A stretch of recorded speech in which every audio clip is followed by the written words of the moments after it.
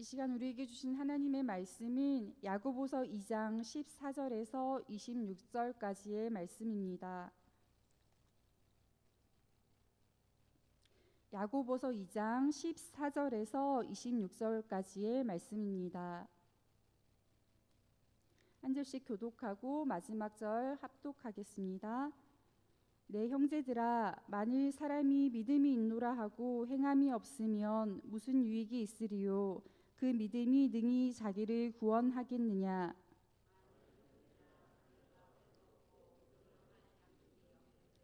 너희 중에 누구든지 그에게 이르되 평안히 가라, 덥게 하라, 배부르게 하라 하며 그 몸에 쓸 것을 주지 아니하면 무슨 유익이 있으리요?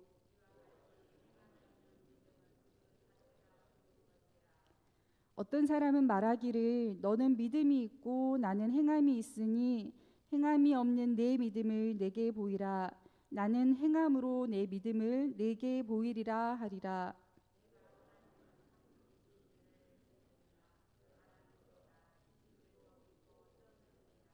아, 허탄한 사람아, 행함이 없는 믿음이 헛것인 줄을 알고자 하느냐?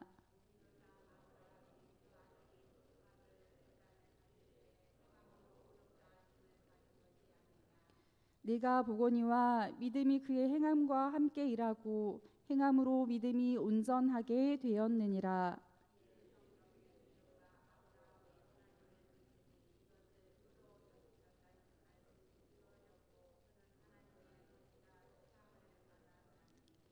이로 보건대 사람이 행함으로 의롭다 하심을 받고 믿음으로만은 아니니라.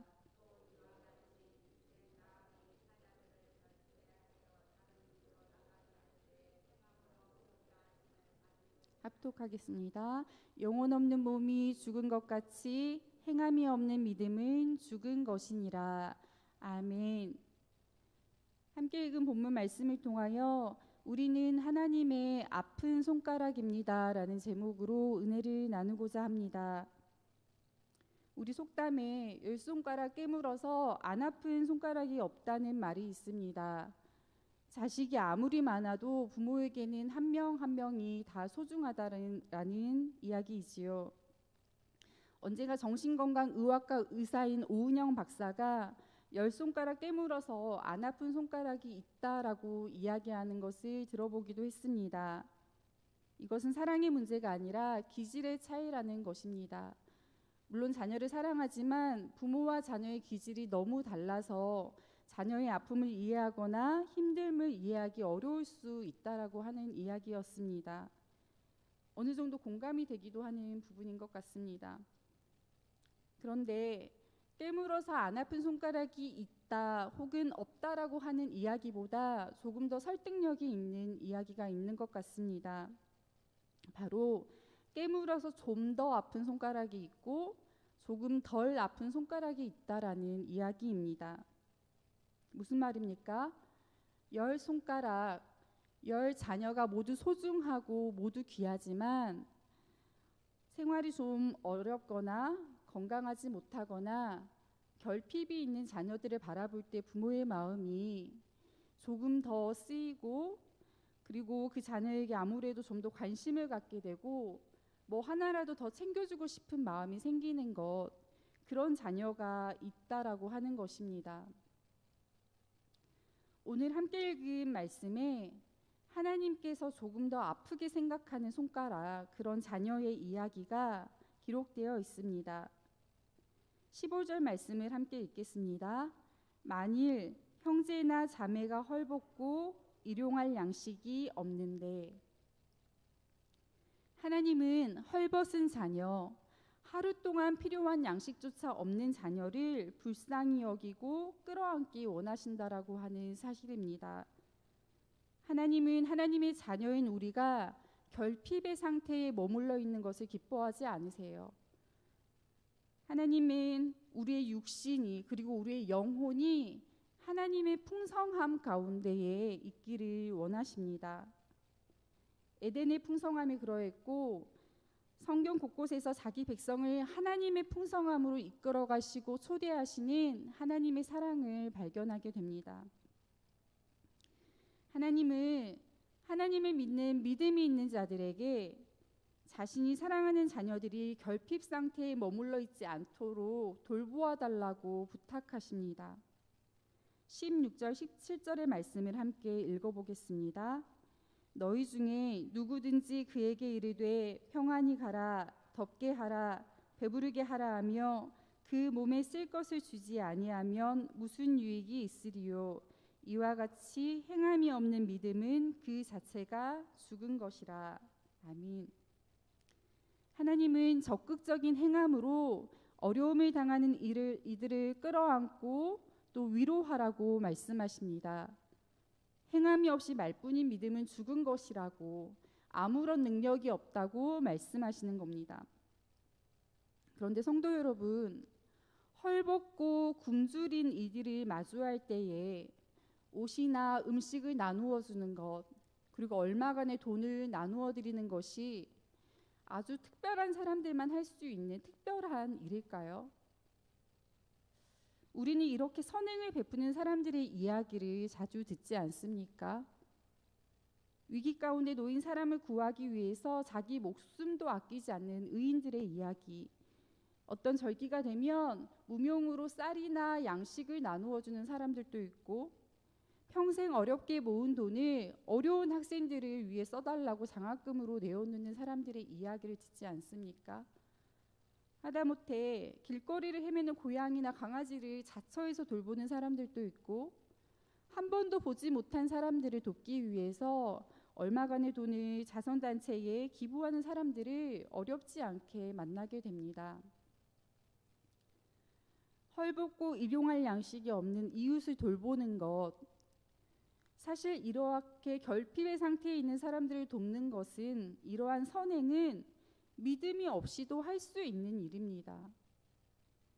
그렇다면 이러한 선행과 하나님께서 말씀하시는 믿음이 있는 행함은 어떻게 다를까요? 바로 경계의 문제입니다. 2장 1절에서 13절까지의 말씀에서 하나님은 사람을 차별하여 대하지 말라고 말씀하십니다. 차별이 무엇입니까? 어떤 기준을 세워놓고 그 안과 그 밖을 나누는 것을 차별이라고 하지요. 2절 말씀에 만일 너희 회당에 금가락지를 끼고 아름다운 옷을 입은 사람이 들어오고 또 남루한 옷을 입은 가난한 사람이 들어올 때라고 말씀합니다. 우리가 세워놓는 기준이 뭐라는 거예요? 보통의 경우에 외적인 기준이라고 하는 것입니다. 눈에 보이는 것들, 그럴듯해 보이는 외모나 치장을 보고 좋은 사람과 아닌 사람을 구별하는 악한 습관이 우리에게 있다라고 하는 것입니다. 우리는 그 외적인 평가 기준으로 경계를 세우고 선행을 베풀 때에 이야기합니다. 옷과 음식과 돈은 나누어 드릴 수 있으니 제가 세워놓은 이 경계 밖에 머물러 주세요. 수혜자의 모습으로 있어 주세요. 도움을 받는 사람으로 머물러 주세요라고 이야기하지요. 내가 당신을 도와줄 수는 있지만 당신과 내가 다르다는 것을 잊지 마세요라고 선을 긋는 것입니다. 그런데 하나님은 그 경계를 허물어 버리세요. 15절의 말씀을 다시 한번 읽겠습니다. 만일 형제나 자매가 헐벗고 일용할 양식이 없는데, 형제나 자매라고 말씀하십니다. 혈육을 이야기하는 것일까요? 한 어머니 뱃속에서 나온 형제를 말씀하시는 것이 아닙니다. 헐벗고 일용할 양식이 없는 사람들이 다 우리의 형제고 자매라는 이야기입니다. 하나님을 믿는 믿음 안에서 하나님이 이미 자녀 삼아버린 이 모든 사람들이 우리의 형제이고 자매라고 하는 사실입니다. 그러니 좀 가난하고 어려움이 있다고 해서, 혹은 뭔가 결핍이 있다고 해서 행여 사회적으로 용납하지 못한 죄의 문제가 있다라고 할지라도 따돌리거나 외면하지 말고, 제발 내 아픈 손가락, 내가 내 핏값으로 산 내가 긍휼히 여기는 내 자녀들을 좀 품어달라는 절규와 같은 요청인 것입니다. 하나님은 예수님의 죽고 사심을 통하여서 하나님과 우리 사이의 경계를 완벽하게 허물어 버리셨습니다. 그런데 그 사랑을 경험하고 그 사랑으로 나아가는 믿음의 사람들이 사람과 사람 사이를 단지 외적인 기준으로 내가 세워놓은 어떤 기준으로 나누고 경계를 세워서야 되겠습니까? 성도 여러분, 누구나 도울 수 있습니다. 그러나 누구나 끌어안을 수는 없습니다. 누구나 내가 가진 것을 나누어 줄 수 있습니다. 그러나 모든 나눔이 다 위로가 되는 것은 아닙니다. 별로 본받을 점이 없으나 언변이 좋아서 말에 호소력이 있는 사람도 있지만 그것이 하나님이 받으시는 믿음과 행함의 모습이 아니라고 하는 사실입니다. 그러면 어떻게 해야 해요? 예수님의 이름으로 해야 합니다. 예수님의 사랑으로 해야 합니다. 나는 감추고 철저하게 예수님만 드러내야 합니다. 내가 나누어 주는 것이 아니라 하나님께서 나를 통하여 나누어 주시는 것이라는 사실을 잊지 않아야 합니다. 우리의 사랑은 평가하고 경계를 나누고 선을 긋지만 예수님의 사랑은 모든 경계를 허물고 그냥 끌어안아 버리는 사랑입니다. 성도는 예수님의 사랑으로 살고 예수님께 받은 사랑을 예수님의 이름으로 나누어야 하는 사람입니다. 죄인된 우리를 자녀 삼으신 하나님의 사랑으로 어려운 이웃을 형제 삼는 것, 그것이 믿음의 사람에게 요청되는 행함의 모습입니다. 그렇다면 성도 여러분, 믿음과 행함의 균형을 이루기 위해서 우리는 어느 정도까지 해야 할까요? 하나님은 그 본보기로 아브라함과 라합을 말씀하십니다. 21절 말씀을 함께 읽겠습니다. 우리 조상 아브라함이 그 아들 이삭을 제단에 바칠 때에 행함으로 의롭다 하심을 받은 것이 아니냐. 또 25절의 말씀을 함께 읽겠습니다. 또 이와 같이 기생 라합이 사자들을 접대하여 다른 길로 나가게 할 때에 행함으로 의롭다 하심을 받은 것이 아니냐. 아멘. 창세기 22장 2절에서 하나님은 아브라함에게 내 아들 내 사랑하는 독자 이삭을 데리고 모리아 땅으로 가서 내가 내게 일러준 한 산 거기서 그를 번제로 드리라고 명령하십니다. 내 아들, 내 사랑하는 독자 이삭. 아버지와 아들의 관계는 얼마나 가슴 절절한 관계입니까? 모든 자식이 다 귀하지만 특별히 백세에 얻은 자식이니 아브라함에게 이삭이 얼마나 귀했겠습니까? 자식이 아니라 그냥 내 살과 내 뼈로 여겨지지 않았겠습니까? 아들 이삭이 아프면 아마 내 살이 찢기는 것처럼 고통스러웠을 것입니다.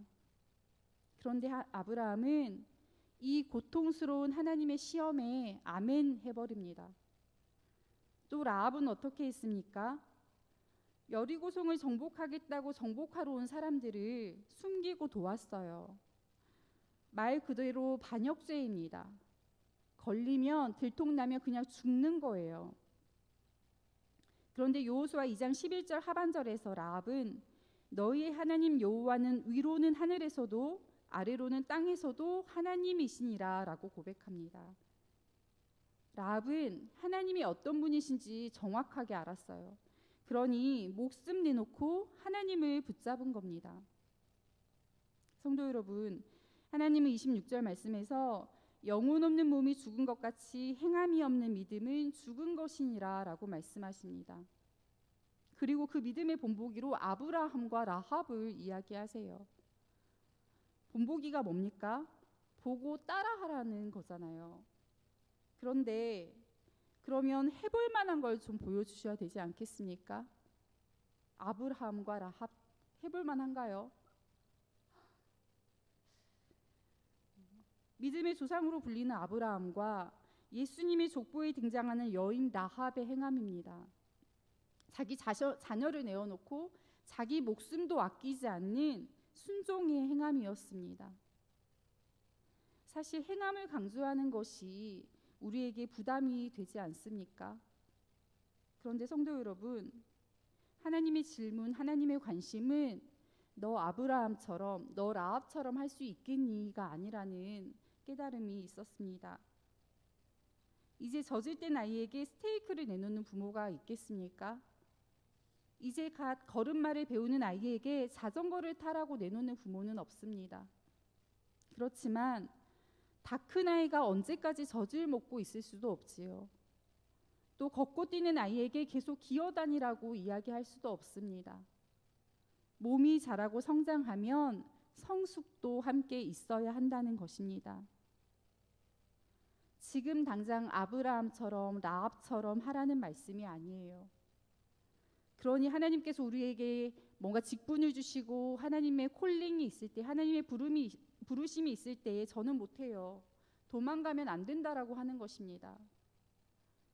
하나님께서 우리의 분량을 아세요. 그리고 사실 우리도 하나님 앞에서 헐벗고 굶주린 아픈 손가락과 같은 인생이지 않습니까?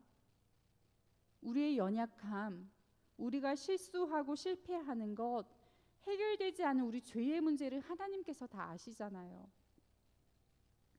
아브라함과 라합이라고 하나님 앞에서 연약함이 드러나지 않는 완전한 인생이었겠습니까? 아브라함도 실수하고 실패한 모습을 우리가 보았습니다. 그러니 하나님은 우리에게 우리의 분량 안에서 하나님께서 우리에게 주신 것으로, 우리가 가진 것으로, 우리가 경험한 하나님의 사랑으로 나누라고, 행하라고, 돌보고 위로하라고 말씀하시는 겁니다. 당장 아들을 내놓으라는 것이 아니라 이웃을 형제로 끌어안으라고, 당장 목숨 걸고 일하라는 것이 아니라 배고픈 사람 좀 먹이라고, 그리고 믿음이 자라는 것처럼 믿음으로 인한 행함의 지경을 넓혀가는 것, 그것이 우리 삶의 자리에서 하나님의 나라를 이루어 가시는 하나님의 경영이지 않겠습니까? 우리를 아픈 손가락으로 여기며 끌어안으시는, 그리고 자신을 온전히 내어주신 예수님의 사랑으로 오늘 하루 만나는 사람들을 경쟁자나 혹은 수혜자로 여기지 않고 형제로 끌어안고 위로하는 저와 여러분이 되기를 소망합니다. 기도하겠습니다. 하나님, 우리는 주님의 기쁨이 되고 싶은데 여전히 주님의 아픈 손가락으로 살아가고 있음을 고백합니다.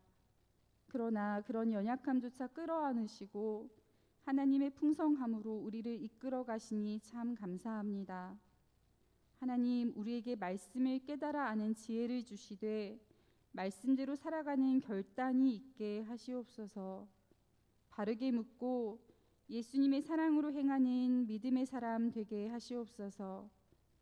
우리가 끌어안고 위로해야 할 형제 자매의 모습을 보여주실 때 주저하거나 망설이지 않게 하시고 우리가 받은 예수님의 사랑을 성실하게 전하는 제자의 삶을 살게 하시옵소서. 오늘 하루도 우리와 함께 걸으실 신실하신 주님을 사랑하고 찬양합니다. 예수 그리스도 이름으로 기도합니다. 아멘.